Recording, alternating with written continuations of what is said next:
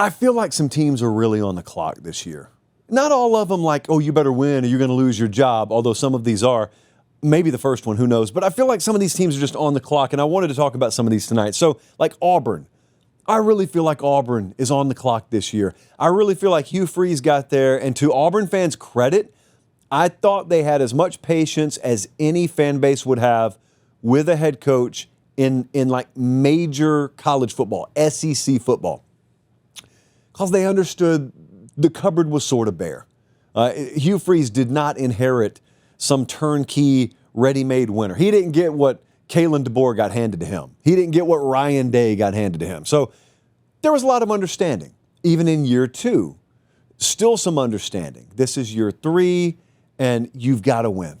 You've got to win. They went 6-7 first year, 5-7 second year. They got to win this year, and it's just a roll of the dice on Jackson Arnold. That's the long and short of it. Their over-under win total 7.5. They've got to go over that.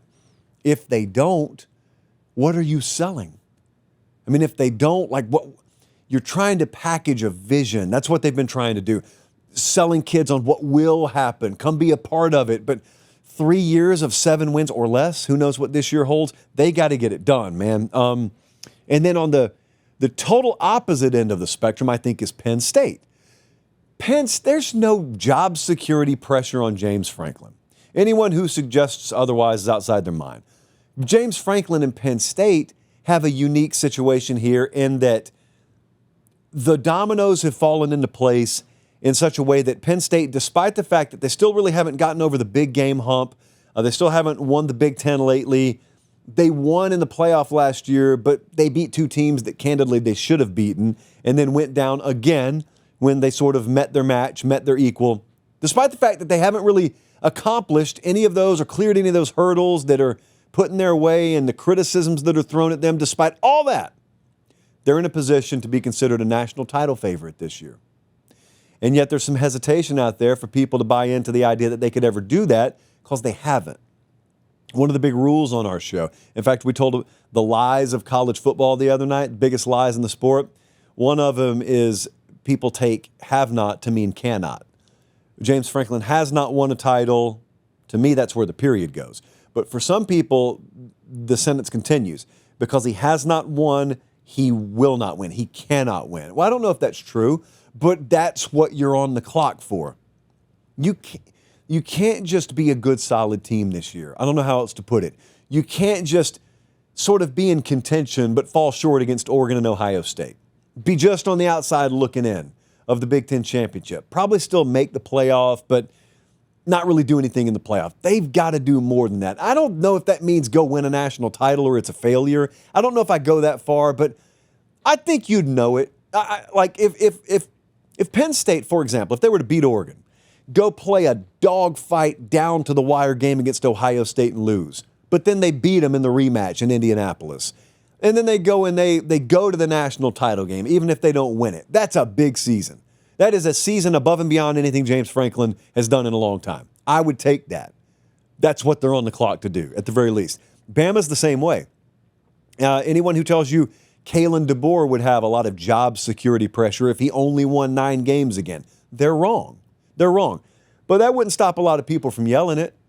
They yelled it about Ryan Day last year. If he doesn't beat Michigan, he ought to be out of here. Well, he wouldn't have been fired. But that didn't stop people from yelling it. So if Kalen DeBoer only wins 9, if he barely misses out on the playoff again, they'd yell it. That's not the kind of on the clock I'm talking about. The kind of on the clock I'm talking about is no one matters, or no one cares, rather, that it took you a second to find your footing in year 1. We saw the same thing you saw. We saw guys like Caleb Downs leave via the portal. We saw the quarterback position be, way, way up and down, kind of schizophrenic in production last year. Your results were tied to that. You had what you had in year 1. He's recruited a couple of really good classes. I mean, they're on a roll. They've been on a roll in recruiting this cycle. They didn't have any guys leave for the portal this past cycle. Like, there are a lot of indicators pointing up.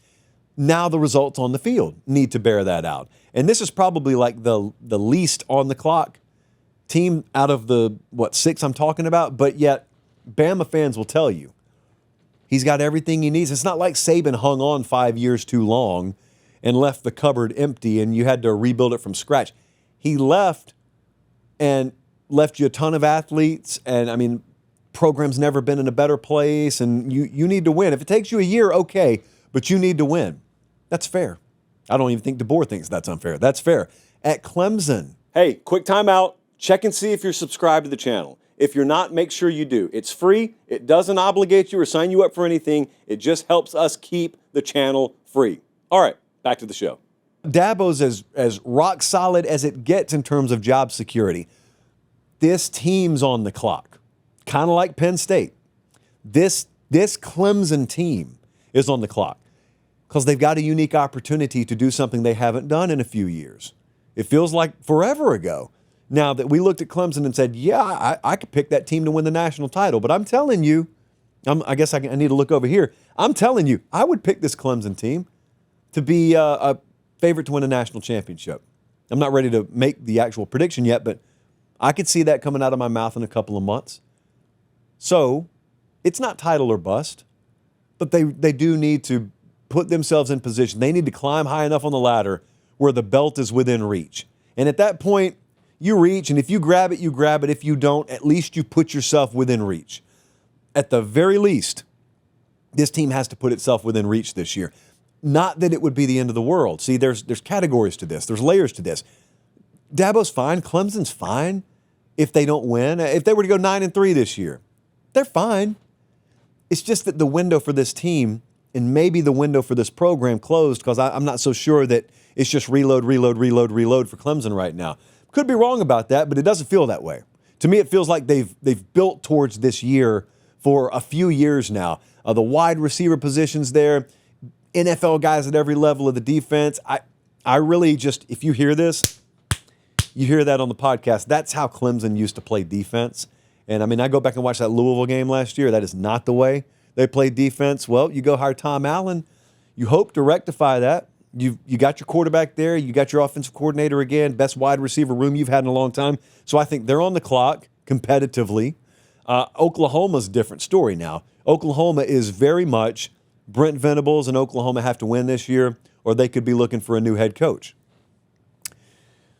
And I think that's fair. I think it's very fair. I don't know how you say otherwise. I mean, he's had 3 years now. This will be his fourth year. There's no sanctions there.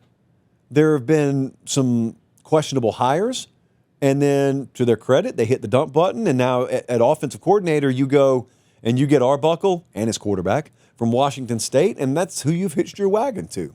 You don't get to screw up multiple coordinator hires. At this level, you just don't get to do it. The stakes are too high. The pay is too high. All of that's fair. It'd be unfair if someone else screwed everything up, and then you tossed it in Brent Venables' lap and said, hey, I know we just made a mess in your lap there, but you still got to win or else it's all going to be on you. That's not what happened. That's not what happened here. So this is totally fair. They've recruited good athletes there. They're going to be good defensively. They've elevated every year since he's been there. I got little doubt about that. Offensive line's got to be way better. Quarterback position's got to be way better. Offensive coordinator, the offensive product has got to be way better. They got a tough schedule to face. I don't think anyone is saying playoff or bust, but they better be noticeably improved this year. I think they will be, but they better be. They're on the clock for that. And USC, same way. None of this stuff is unreasonable. I mean, Lincoln Riley left Oklahoma several years ago for USC now. And he's been out there, and their record has regressed every year. That's reality. That's not an opinion, that's reality. Now, it's opinion when you talk about the whys, but it's reality that it's happened. Okay, so what are we asking? Well, we're asking for the defensive coordinator hire you made 2 years ago now to continue to pay off, and I think it will. I don't have any doubt about that. You got to be better on the lines of scrimmage. You are a quarterback guy, so Maava's got to give us good quarterback play. We got to be able to win games in a variety of different ways. And to be honest, USC ought to be able to score 45 if they need to, but they ought to be able to hold someone under 20 if they need to. That's how that's the kind of team you're going to have to win anyway in major college football. What were they, 6-6, I think, in the regular season last year. So the one possession stuff, it's just got to be better. Got to be better. Again, this isn't win the Big Ten or you're out. I don't even know if it's make the playoff or you're out. It's not that. In fact, it's not that. I know it's not that. But they are very much on the clock to look a whole lot better than they did.